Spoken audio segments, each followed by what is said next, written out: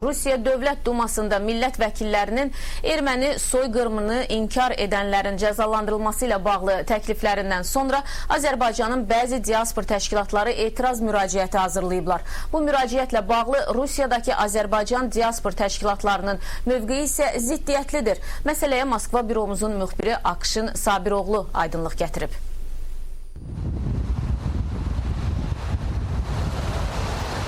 Dekabr ayının başında Rusiyanın müxtəlif regionlarını təmsil edən 30'a yaxın Azərbaycan diaspor təşkilatının rəhbərləri tərəfindən Rusiya Dumasına erməni soyqırımını inkar edənlərin cəzalandırılması ilə bağlı qanun layihəsinə qarşı məktubu ünvanlanıb. Məktubda belə bir qanunun qəbul edilməsi halında Azərbaycanlıların yenə də erməni soyqırımını inkar edəcəkləri və bu qanunun ləğvi üçün beynəlxalq məhkəməyə müraciət ediləcəyi bildirilib. Mən Rusiya vətəndaşı olsam da, Rusiyada yaşasam da Azərbaycan problemləri məni çox narahat edir. Birinci növbədə Qarabağ problemi. Rusiya Dumasında qondarma erməni soyqırımına bağlı yeni qanun layihəsi müzakirə olunur. Əgər belədirsə, bəs onda Xocalı niyə yaddan çıxır?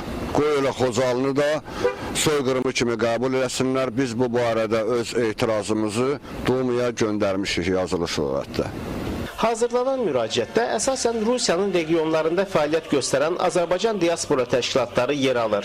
Sənədə imza atanlar arasında tanınmış Azərbaycanlıların demək olar ki, heç birinin adına rast gəlinmir. Hətta mətbuatda Azərrosun prezidenti Soyun Saduqov və Ümumrusiya Azərbaycanlıları Konqresinin rəsmisi İlqar Hacıyevin erməni soyqırımı ilə bağlı qanun layihəsinin əleyhinə çıxmaları üçün Azərbaycanlıların regional təşkilatlarına təsir göstərmələri barədə xəbərlər yayılıb. Məsələyə münasibət bildirən İlqar Hacıyev isə heç bir yerdə bu barədə çıxış etmədiyini və Rusiyadakı Azərbaycanlılar adından layihəyə etiraz olaraq Prezident Vladimir Putinə və Rusiyanın digər dövlət rəsmilərinə məktub göndəriləcəyini deyir. Qondarma erməni soyqırımı ilə bağlı qanun layihəsi noyabrın 22-sində Türkiyənin Rusiyaya məxsus Su-24 təyyarəsini vurmasından sonra gündəmə gəlib.